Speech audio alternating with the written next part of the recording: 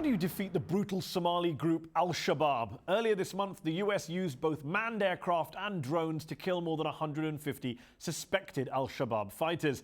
But do such airstrikes create more enemies than they kill? To debate this, I'm joined by Abu Bakr Arman, Somalia's former special envoy to the US, who has said drone strikes are a priceless propaganda tool for Al-Shabaab, and from Nairobi, Ahmed Abdessalam Aden, Somalia's former deputy prime minister, who is a supporter of such strikes. Gentlemen, thanks for joining me in the arena. Ahmed Abdessalam Aden, I want to begin by asking you this. In 2012, you were almost killed, I believe, by an Al-Shabaab suicide bomber in Somalia. Two members of parliament were murdered in that attack. I'm guessing you don't shed any tears when Americans attack Al-Shabaab fighters with drones.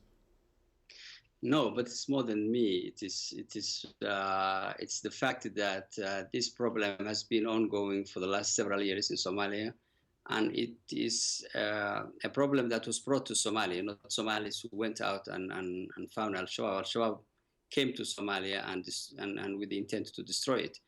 And I think that's why I believe we have to use every mechanism that we have to fight them.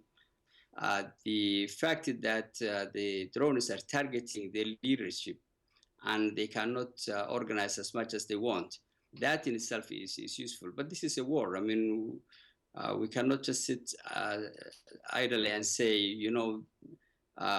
this is a propaganda for Shabab. Shabab are there, propaganda or otherwise. They are here to destroy the Somali people. Abu Bakr Arman, it's a war. You have to kill your enemies, regardless of whatever propaganda value they may take from the way you kill them. Shabab needs to be taken out. Nobody questions that. Everybody wants to do that. They wreak havoc, whether it is in Somalia, whether it is in East Africa, or throughout the world. Now they're going transnational. The issue is, what are the causing elements that really perpetuate this problem? That is the key issue.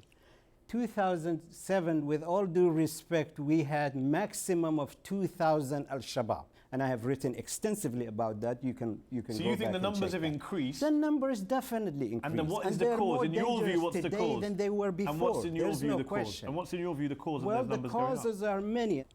You have people who are 70% of that of the Somali population, youth, are not employed.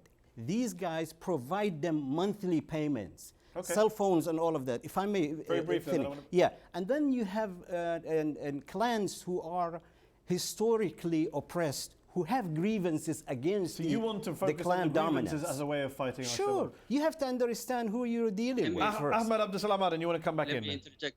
We've done this. I was, as a member of the Somali government at that time, as the leader of the peace process, I was the one who offered not just the Shabab, any Somali who was against the Somali government, any clan who had grievance. That's why we had the Djibouti peace process. Shabab did not come for grievance. Shabab did not come because there is an Islamic issue. Shabab came as an international jihadist organization. It's an extremist organization. This is an organized, motivated, well-resourced organization that's fighting us. Clans with grievances have left Al-Shabaab to join the government. They were not even sure if the government was going to compromise that decision of theirs. Do you think that was a good decision? So what they decided was to go to AMISOM and surrender to the AMISOM. African Union military Those force in Somalia. 450 members of Al-Shabaab left. They were not because they were hardcore Shabab. They were clans who had grievances. So you would like to see more of that? I would like to see more of that. Absolutely. The people who are not hardcore. Absolutely. And do you think that Al-Shabaab is a product of governmental failure? Have the Somali political ruling class, people like Ahmed Abdessalam Aden, do you fault him and people like him for creating this problem? Oh, most definitely. The period that the minister is talking about is the period that the Ethiopian occupation took place in Somalia. 20,000, this is the conservative estimate, Somalis were killed in there under that occupation. Human rights violations left and right that are well documented both by Human Rights Watch and that Amnesty. Boosted Al-Shabaab in your view? Of course. Okay, that is part of the narrative that they operate. Okay, well, let the former Deputy Prime Minister come back in. Yes, go ahead. That period is when we facilitated the exit of Ethiopian troops out of Somalia.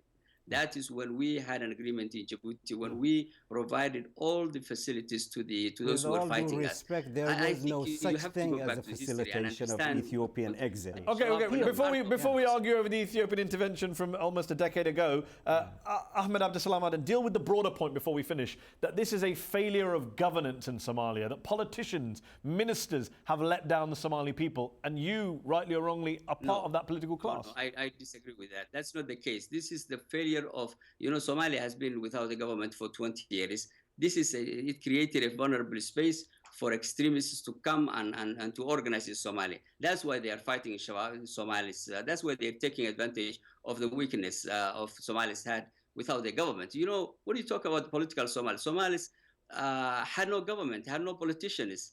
Somalis had no institutions. That is what allowed them to come to the country. What's happening now is a fragile situation where the Somali governments, successive governments, are trying to bring back normalcy and institutions. Okay, we're about to run out of time. We're about to run out of time. One last question to you both. Do you think Al-Shabaab will be beaten anytime soon? Abu Bakr Arman. They're not going to be beaten if you don't have a true reconciliation in Somalia. You're not going to have a true reconciliation in Somalia as long as AMISOM is there, because Ethiopia is part of course. Ethiopia is part of that, and it does not see in their best interest to have united Somalia that really functions as one entity. Ahmed Abdesalam Aden, is Al-Shabaab going to be beaten anytime soon? I don't want to respond to conspiracy theories. What I know is today Al-Shabaab are fighting in Puntland, where there's no AMISOM force, where there's no Ethiopian force, where there's no one. They went there to this peaceful community, and the Somalis will defeat them, and they have already defeated them. Gentlemen, we'll have to leave it there. Thanks for joining me in the arena. That's our show. Up Front will be back next week.